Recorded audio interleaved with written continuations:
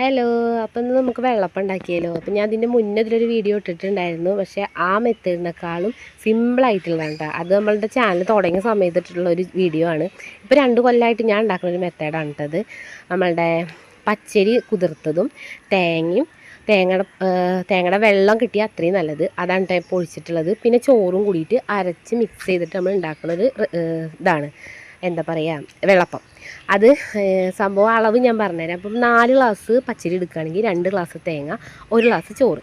ആ ഒരു മെത്തേഡിൽ എടുത്തു കഴിഞ്ഞാൽ നല്ല അടിപൊളിയായിട്ട് നമുക്ക് ഇതുണ്ടാക്കാം. പിന്നെ ഇതുപോലത്തെ ബോട്ടിലില്ലേ, ഇതിൻ്റെ ഒരു പകുതിയിൽ കുറച്ച് മേലായിട്ട് ഞാൻ ഈസ്റ്റ് എടുക്കുന്നുണ്ട്.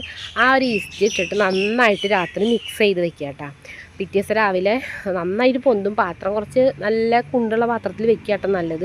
ഞാൻ ഈ ഒരു പാത്രത്തിൽ ഇതുപോലെ ഇട്ടിട്ട് വിസ്ക് വെച്ചിട്ട് നന്നായിട്ട് ഇളക്കി യോജിപ്പിക്കുന്നുണ്ട് കേട്ടോ, ഈ ഒരു ഈസ്റ്റ് എല്ലായിടത്തേക്ക് എത്താൻ വേണ്ടിയിട്ട്.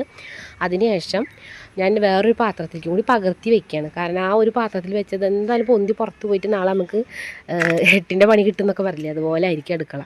അപ്പോൾ ഞാൻ 2 പാത്രത്തിലായിട്ട് ഇതുപോലെ അട്ടിക്ക് വെച്ച് കൊടുക്കുകയാണ് കേട്ടോ. അട്ടിക്ക് വെക്കണമെന്നില്ല, എങ്ങനെ വേണമെങ്കിൽ നമുക്ക് ഇഷ്ടം പോലെ വെക്കാം. അപ്പോൾ ഇതുപോലെ ഞാൻ വെച്ച് കൊടുത്തിട്ടുണ്ട്. ഇനി നമുക്ക് രാവിലെ വന്നിട്ട് നോക്കാം. അപ്പോൾ ഞാനിതിലേക്ക് ഗ്രീൻ പീസ് കറിയും പിന്നെ നമ്മുടെ മുട്ട റോസ്റ്റ് അങ്ങനെയൊക്കെയാണ് ഉണ്ടാക്കാറ് കേട്ടോ. അപ്പോൾ നാളെ നമ്മൾ ഉണ്ടാക്കാൻ പോകുന്നത് ഗ്രീൻ പീസാണ്. അപ്പോൾ അതിനുള്ള ഗ്രീൻ പീസും ഞാൻ വെള്ളത്തിലിട്ട് വെച്ചിട്ടുണ്ട് കേട്ടോ. അപ്പോൾ ഞാൻ കാലത്ത് തുറന്ന് നോക്കിയപ്പോൾ ഇതുപോലെ പൊന്തി വന്നിട്ടുണ്ടായിരുന്നു. 2 പാത്രത്തിലത്തെയും അത്യാവശ്യം നന്നായിട്ട് പൊന്തി വന്നിട്ടുണ്ട് കേട്ടോ. അപ്പോൾ ഞാൻ അടിയിലത്തെ പാത്രത്തിലത്തെ നമ്മൾ ഇപ്പോൾ എടുക്കണില്ല, അത് നാളേക്ക് 2 ദിവസത്തിന് വേണ്ടി അരച്ച് വെച്ച് കേട്ടോ. അപ്പോൾ ഈ ഒരു ഇതിൽ ഞാൻ കുറച്ച് പഞ്ചസാരയും പാകത്തിന് ഉപ്പും ഇട്ടിട്ട് നന്നായിട്ട് വിസ്ക് വെച്ചിട്ട് തന്നെ നല്ല ഇളക്കി കൊടുത്ത് അതിനുശേഷം ഞാൻ അതുപോലെ നമ്മളെ വെള്ളപ്പച്ചട്ടിയിൽ ഇങ്ങനെ ചുട്ടെടുക്കുകയാണ് കേട്ടോ. സാധനം നല്ല സോഫ്റ്റും ആണ്, നല്ല ടേസ്റ്റും ആട്ടോ കഴിക്കാൻ. അപ്പോൾ ഈ ഒരു മെത്തേഡിലൊന്ന് ഉണ്ടാക്കി നോക്കൂ കേട്ടോ, അടിപൊളിയാണ്.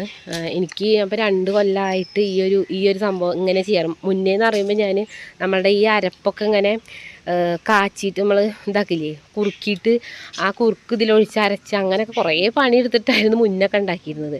ഇപ്പം ഈ ഒരു മെത്തേഡ് സെറ്റായതിന് ശേഷം പിന്നെ എപ്പോഴും ഇതിൻ്റെ ഈ പറഞ്ഞ പോലെ ചിലപ്പോൾ ചില ദിവസം നല്ല വടി പോലൊക്കെ ആയിരുന്നു കേട്ടോ. അപ്പോൾ എനിക്ക് അത്ര അളവ് കറക്റ്റായിട്ടുണ്ടായിരുന്നില്ല. ഇപ്പോൾ അളവെല്ലാം കറക്റ്റാണ്, ഇപ്പോൾ കറക്റ്റായിട്ട് കിട്ടുന്നുണ്ട്, നല്ല അടിപൊളിയായിട്ട് കിട്ടുന്നുണ്ട്. അപ്പോൾ എല്ലാവരും ഒന്ന് ട്രൈ ചെയ്ത് നോക്കൂ കേട്ടോ.